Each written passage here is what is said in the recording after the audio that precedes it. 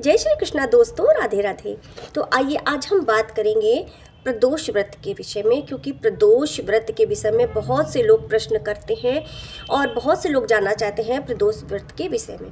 तो आज हम सोम प्रदोष से उठाते हैं और ये श्रृंखला में आगे रवि प्रदोष व्रत तक निरंतर आपको एक एक दिन के विषय में महत्व बताऊंगी।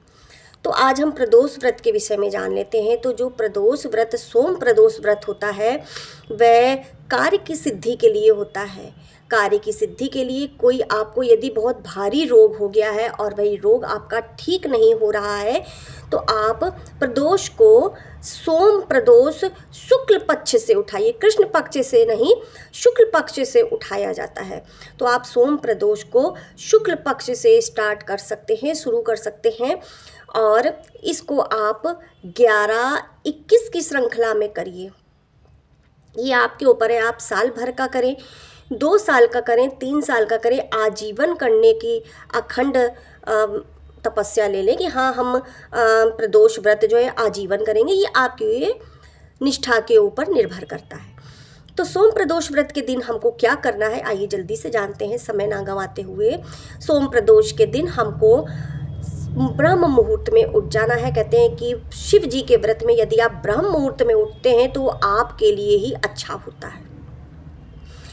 सोने पे सुहागा वाला कार्य हो जाएगा आपके साथ।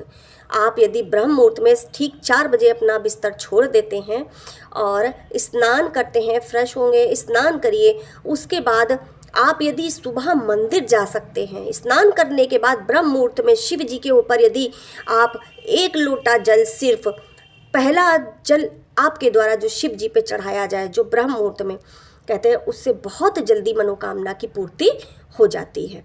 यदि आप ऐसा कर सके तो बहुत अच्छी बात है, यदि नहीं तो कोई नहीं। आपको ब्रह्म मुहूर्त में उठ के स्नान करना है और अपने घर के मंदिर में ही भगवान शिव का विग्रह हो, शिवलिंग हो, आपको उनको रखना है। गंगा जल से स्नान कराना है। गंगा जल से स्नान कराने के बाद आपने उनको सफ़ेद रंग का चंदन लगाना है, कर्पूर, पिसा हुआ कपूर लगाना है, बेलपत्र लगाना है। बेलपत्र यदि आपके पास नहीं तो आप सूखे बेलपत्र का चूरा भी भगवान को समर्पित कर सकते हैं। बाबा को सब कुछ स्वीकार्य होता है। और उसके बाद आप सफ़ेद चंदन हो गया, सफ़ेद कपूर हो गया, दूर्वा हो गई, अक्षत हो गया, कपूर हो गया, चंदन हो गया और तेल, तिल का तेल, थोड़ा सा तिल का तेल 1 बिंदी आप लगा दीजिए, घी हो गया, इत्र हो गया। इस तरीके से आप 16 उपचार से भगवान शिव की पूजा करिए जैसी आपकी यथाशक्ति हो। भगवान को गुलाब के 3 फूल चढ़ा दीजिए। 3 की मात्रा में यदि करेंगे प्रदोष के दिन तो इसका बड़ा महत्व है। इतना आप कर लीजिए। घर में आपके पास यदि पुस्तक है प्रदोष व्रत की तो पढ़ सकते हैं, यदि नहीं तो आजकल नेट पर सारी सुविधाएं उपलब्ध है। आप आराम से कथा पढ़िए, दिन भर आप व्रत रखिए। व्रत में आप चाय या दूध पी सकते हैं, निराहार रहें तो बहुत ही अच्छा है। यदि कोई बुजुर्ग है या प्रेग्नेंट हैं, गर्भवती महिलाएं या स्वास्थ्य ठीक नहीं है तो आप अपने हिसाब से फलाहारी व्रत कैसे, मतलब आप अपने हिसाब से पूरा दिन काट सकते हैं। उसके बाद प्रदोष काल का समय मेन महत्व होता है प्रदोष व्रत में। प्रदोष काल का समय, प्रदोष काल के समय आपको अपने घर में पूजा करनी है। पूजा करने के बाद आपको किसी शिव मंदिर में जाना है जो आपके घर के निकट हो। और एक चीज़ को ध्यान रखिएगा, आप उसी शिव मंदिर में जाइएगा जिस दिन आपने पहला प्रदोष उठाया है और आप उस शिव मंदिर में गए तो आपको आगे से उसी शिव मंदिर में पूजा करनी है। तो आप जाइए शिव मंदिर में, बाबा की पूजा करिए। जैसे साधारण पूजा आप रोज़ करते हैं वैसे ही करना है। प्रदोष के दिन भी आपको जा कर के मंदिर में बैठ के कथा पढ़ लीजिए। बाबा को प्रसाद चढ़ाइए, सफ़ेद रंग का बर्फ़ी, पेड़ा, कुछ भी बना करके चढ़ा सकते हैं।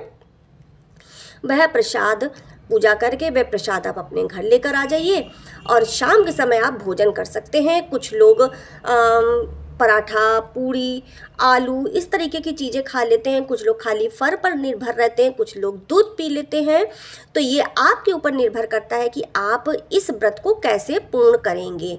तो बस इस तरीके से आपको सोम प्रदोष व्रत को करना है। ये बहुत ही साधारण विधि है सोम प्रदोष व्रत को करने की। कहते हैं कि मनुष्य को अपने जीवन में एक बार सोम प्रदोष व्रत को अवश्य करना चाहिए और प्रदोष व्रत को अपने जीवन में एक बार अवश्य करना चाहिए। तो बस आज के वीडियो में इतना ही। यदि आप कुछ और जानकारी चाहते हैं तो अवश्य कमेंट करिएगा।